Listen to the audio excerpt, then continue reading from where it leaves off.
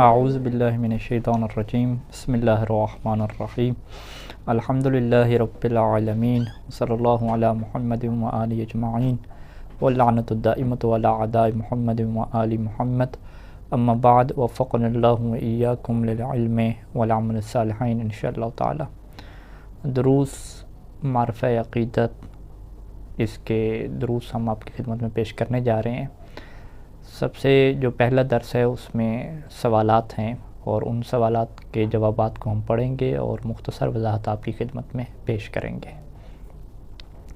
سوال نمبر 1 ہے کہ دین کسے کہتے ہیں؟ جواب: دین چند چیزوں کا مجموعہ ہے، اس میں کچھ عقائد ہوتے ہیں اور کچھ تعلیمات و احکام ہوتے ہیں۔ یعنی 3 چیزوں کو جو ہے وہ دین ہمارے سامنے مجموعہ ہے کہ سب سے پہلے دین میں جو ہے وہ کچھ عقائد ہوتے ہیں، کچھ انسان ایسی چیزوں کا یقین رکھتا ہے کہ جس کا تعلق جو ہے وہ انسان کے عمل سے نہیں ہوتا بلکہ انسان کی سوچ سے ہوتا ہے کہ وہ سوچتا کیا ہے، وہ سمجھتا کیا ہے۔ جیسے اگر دین اسلام کی بات کریں تو اس میں مسلمان یہ سوچتا ہے اور یہ عقیدہ رکھتا ہے کہ اللہ ایک ہے، اس کا کوئی شریک نہیں ہے۔ تو یہ پہلا حصہ ہر دین کا ہوتا ہے کہ کچھ نظریات ایسے ہوتے ہیں، کچھ بیلیوز ایسے ہوتے ہیں کہ جن کے اوپر یقین رکھا جاتا ہے۔ اور دوسرا حصہ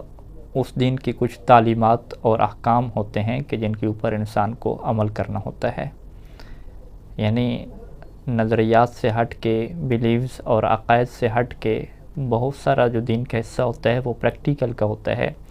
کہ جس میں پھر انسان کو عمل بھی کرنا پڑتا ہے۔ اگر ہم اسلام کی بات کریں تو اسلام کی اندر جو ہے وہ عقائد سے ہٹ کے 2 چیزیں بنیادی ہیں کہ جو ایک اخلاقی تعلیمات ہیں اور دوسرے کیا ہے، احکام ہیں، جسے ہم فقہی احکام کہتے ہیں کہ جو انسان کی اجتماعی زندگی کو بھی شامل ہیں۔ جیسے روزمرہ کے ہم آپس میں معاملات کرتے ہیں، ڈیلنگ کرتے ہیں، آپس میں نکاح ہو رہے ہیں، باقی جو ہے وہ نکاح ہو رہے ہیں، اس کے علاوہ خرید و فروخت ہو رہی ہے، رینٹ پہ جو ہے وہ اپنی چیزیں دے رہے ہیں، تو یہ سارے یہاں پہ دین کے احکام ہوں گے، قوانین ہوں گے، دین کے لاز ہوں گے کہ جن کے اوپر ہم نے عمل کرنا ہوگا۔ اور اسی طریقے سے اخلاقی تعلیمات ہوتی ہیں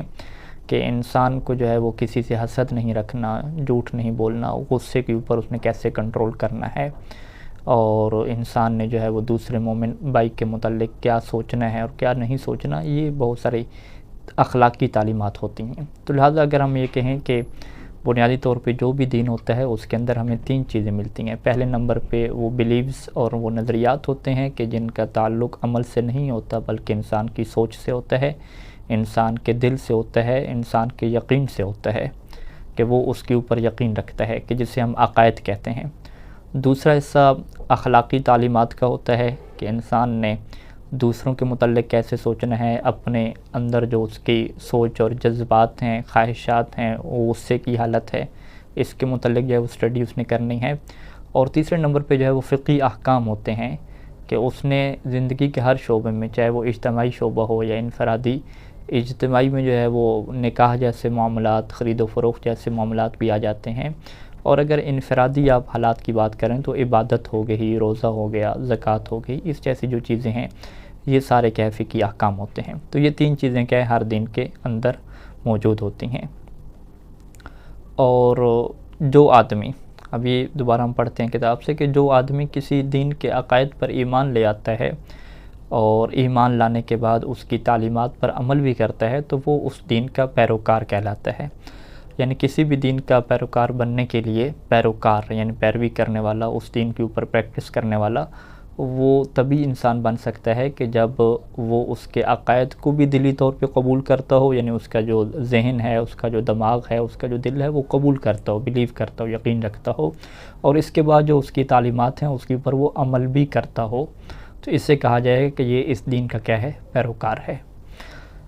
سوال نمبر 2 کہ انسانی زندگی میں دین کیا کردار ادا کرتا ہے؟ جواب: جب انسان اس دنیا میں قدم رکھتا ہے تو اسے اس بات کا شعور حاصل ہو جاتا ہے کہ وہ کئی دوسرے موجودات سے رابطہ رکھتا ہے، یعنی وہ دوسرے جو موجود چیزیں ہیں ان سے اس کا تعلق ہے، دوسرے انسانوں سے اس کا تعلق ہے، اس نے اکیلے زندگی نہیں جینی۔ ایک طرف اس کا اپنے خالق سے رابطہ ہے، یعنی ایک تو اس کا اپنے اور اس کے اللہ کے درمیان کا معاملہ ہے کہ وہ جانتا ہے اور اس کا خالق جانتا ہے، اور دوسری طرف اس کا اپنے ہی نوع کے دیگر افراد سے واسطہ ہے۔ دوسری طرف اگر دیکھا جائے تو وہ اپنی ہی نوع سے مراد ہے کہ انسان، دیگر جو انسان ہیں وہ اسی نوع کے ہیں، یعنی انسان کو ہم نوع کہتے ہیں منطقی زبان میں، تو دوسرے انسانوں سے بھی کیا ہے اس کا رابطہ ہے، یعنی اللہ سے رابطہ ہونے کے ساتھ کہ انسان یہ کہتا ہے کہ یہ تو میرا اور اللہ کا معاملہ ہے، چلیں وہ تو اس کا پرسنل معاملہ ہو گیا، اس کا اور اس کا اللہ کا معاملہ ہو گیا، لیکن دوسری طرف جو اس کے معاملات چل رہے ہیں وہ دوسرے انسانوں سے ہیں، یعنی دیگر افراد سے اس کا واسطہ ہے۔ وہ ہم کیوں کہہ رہے ہیں کہ اس کا تعلق پڑتا ہے دوسروں سے، اور دوسروں کے ساتھ اسے رہن سہن کے ذریعے اپنی زندگی کو آگے لے کر بڑھنا ہوتا ہے؟ اس کی وجہ یہ ہے کہ کیونکہ اس کی طبیعت ہی ایسی ہے کہ وہ تنہا زندگی بسر نہیں کر سکتا، یعنی انسان جو ہے وہ کہا جاتا ہے کہ تنہا زندگی نہیں بسر کر سکتا، انسان کو ہمیشہ کسی ساتھی کی ضرورت ہوتی ہے، ایک معاشرے کی ضرورت ہوتی ہے، انسان معاشرے میں زندگی بسر کر سکتا ہے، جی سکتا ہے، اور اسی وجہ سے وہ دوسرے لوگوں سے مختلف طرح کے واسطے اور روابط رکھتا ہے، یعنی چونکہ یہ انسان دوسروں سے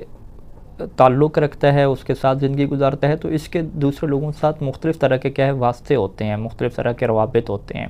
کبھی وہ محکوم بنتا ہے، کبھی حاکم بنتا ہے، کبھی بڑا ہوتا ہے، کبھی چھوٹا ہوتا ہے،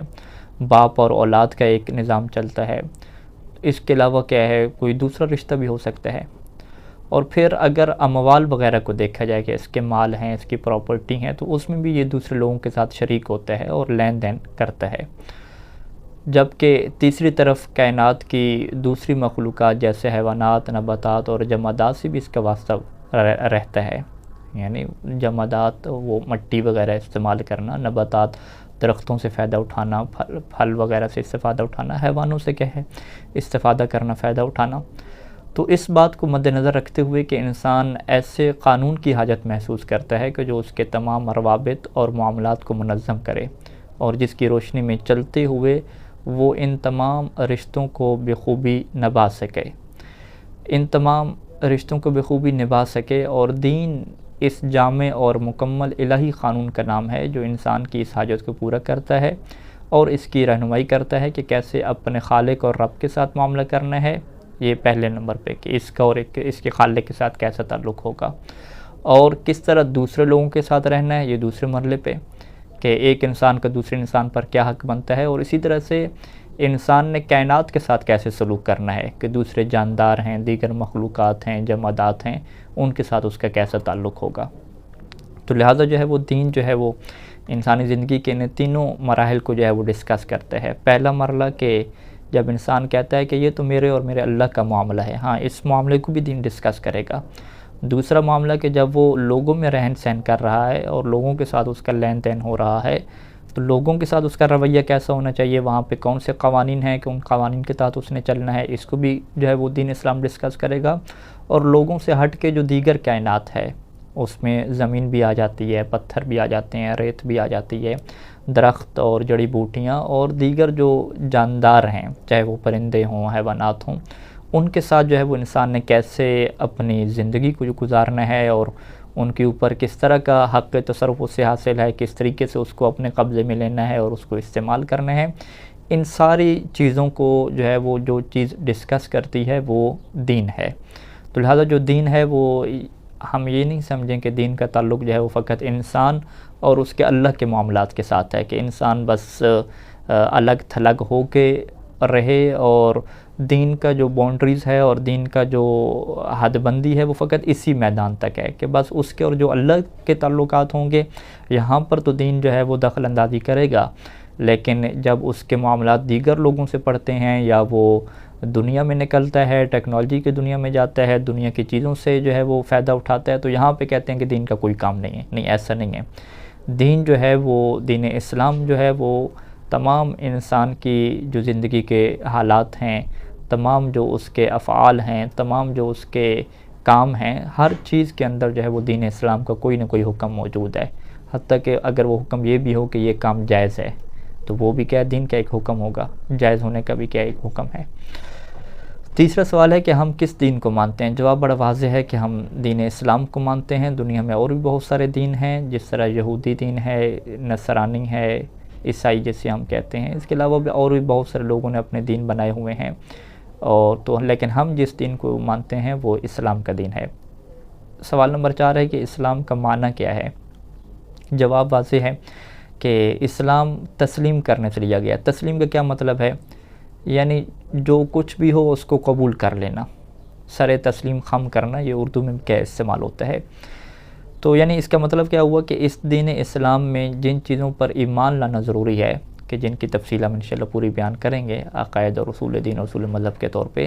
کہ جن چیزوں کے اوپر ایمان لانا ضروری ہے، یقین رکھنا ضروری ہے، بلیو رکھنا ضروری ہے، انسان ان پر ایمان لائے،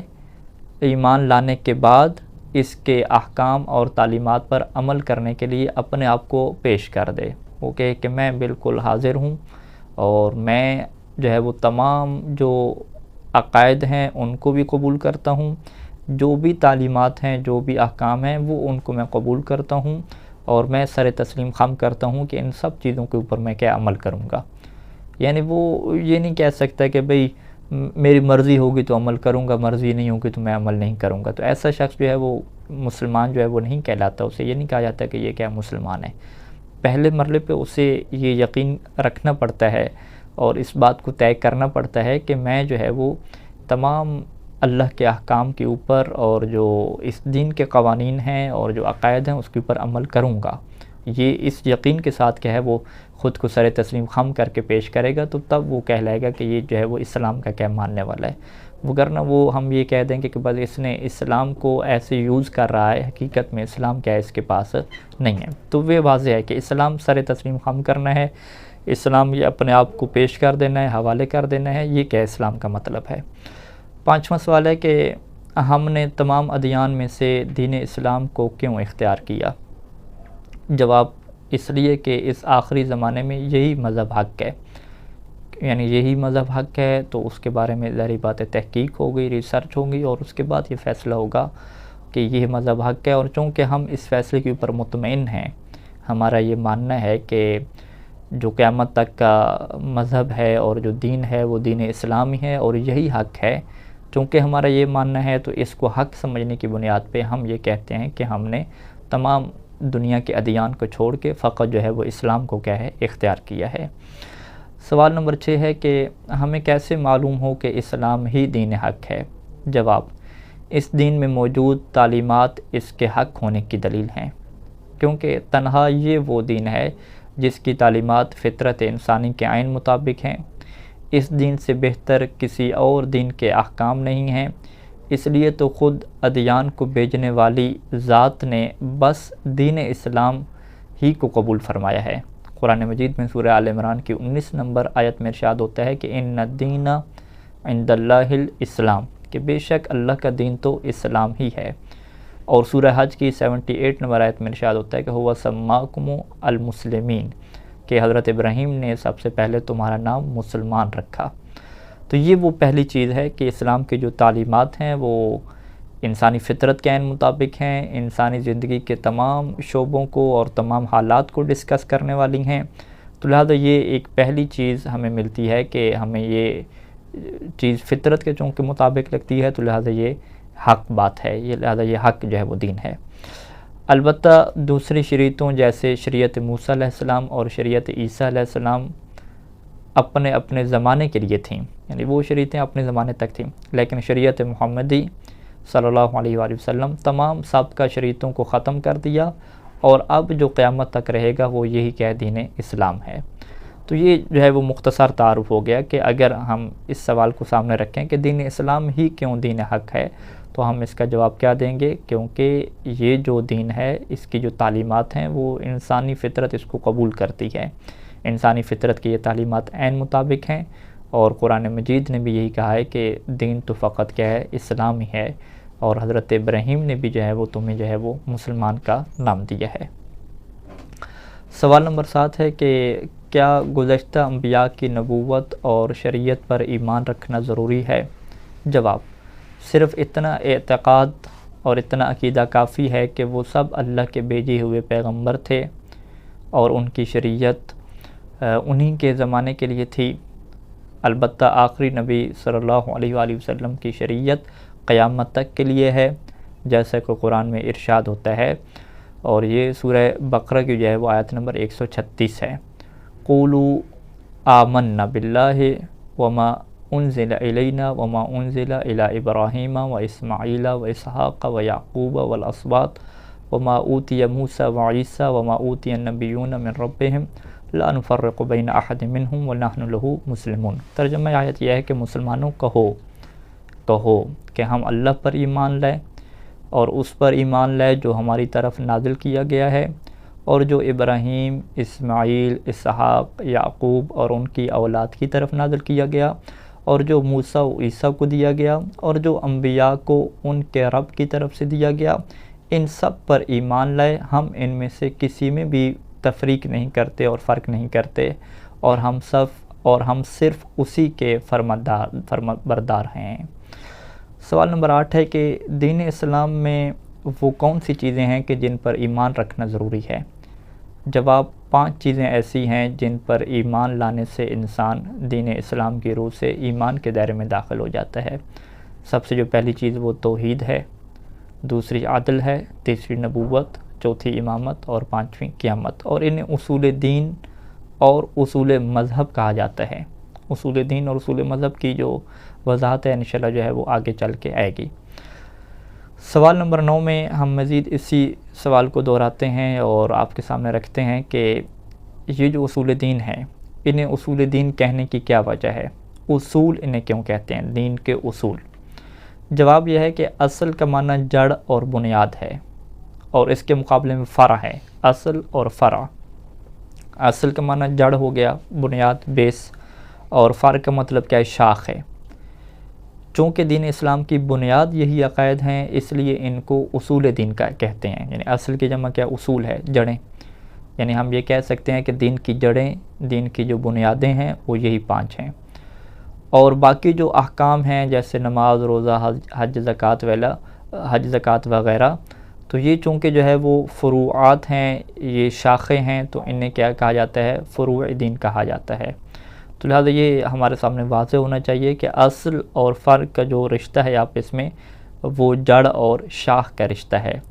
کہ جب ایک درخت کو ہم نے جو ہے وہ ایک درخت کو جو ہے ہم نے ایک نشو و نما دینی ہے اور اسے ہم نے تر و تازہ رکھنا ہے اس درخت کو، تو اس میں بنیادی چیز کیا ضروری ہوتی ہے کہ اس کی جڑ جو ہے وہ مضبوط ہو، اور جڑ کے اندر کوئی اس کا کیڑا وغیرہ نہ لگا ہوا ہو۔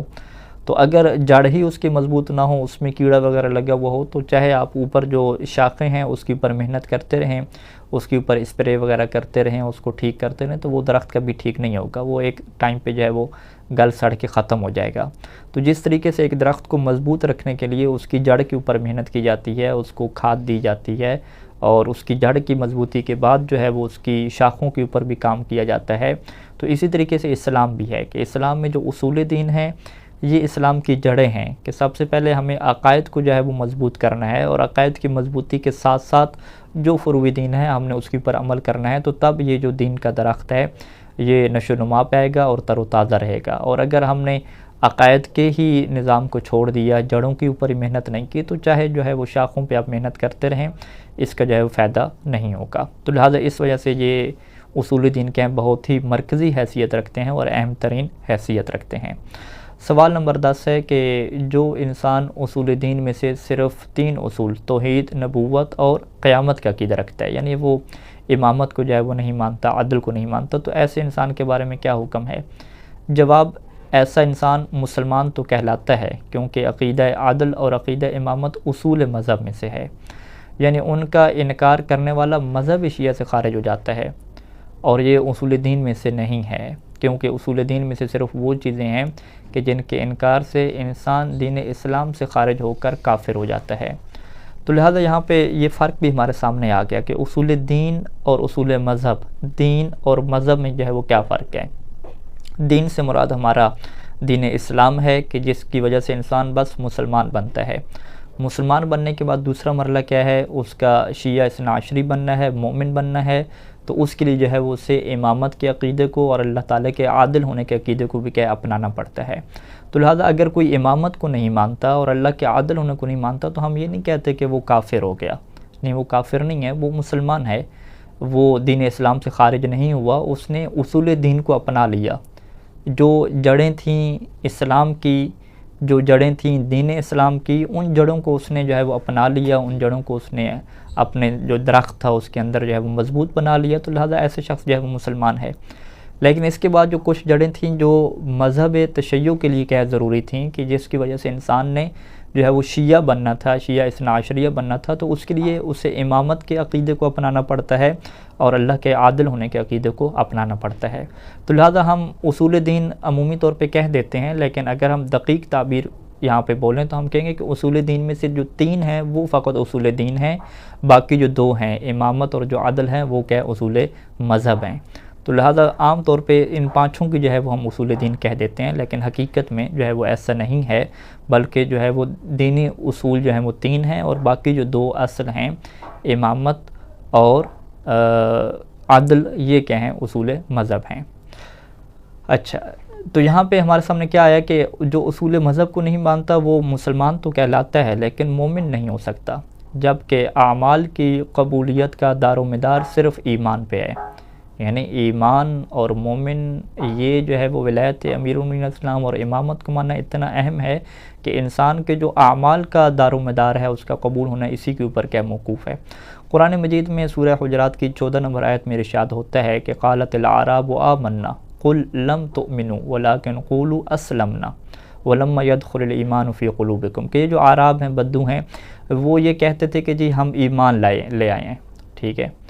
تو اے رسول انہیں کہہ دیں کہ تم ایمان لے کر نہیں آئے ہو، تم مومن نہیں ہو، بلکہ تم یوں کہو کہ ہم اسلام لائے اور ایمان تو ابھی تمہارے دلوں میں ہی داخل نہیں ہوا۔ یعنی قرآن نے اسی آیت میں سورہ حجرات کی 14 نمبر آیت میں یہ تفریق کر دی کہ ایمان اور ہے اور اسلام اور ہے، تو لہٰذا تم فقط مسلمان ہو چکے ہو لیکن ابھی تک تم مومن کیا ہے نہیں بنے۔ تو اسی وجہ سے جو ہے وہ ہم نے آپ کے سامنے عرض کیا کہ اصول دین کا تعلق جو ہے وہ انسان کے مسلمان بننے سے ہے۔ ہاں، ایمان دلوں میں کب داخل ہوگا کہ جب ہم امامت کو مانیں گے اور اللہ کے عدل ہونے کو مانیں گے، یعنی تمام اصول دین جو 5 کے 5 ہیں، جب ہم ان کو مانیں گے تو ہم مسلمان کے ساتھ ساتھ مومن بھی بن جائیں گے۔ ان 10 سوالوں تک اپنی گفتگو کو مکمل کرتے ہیں۔ والسلام علیکم ورحمۃ اللہ وبرکاتہ۔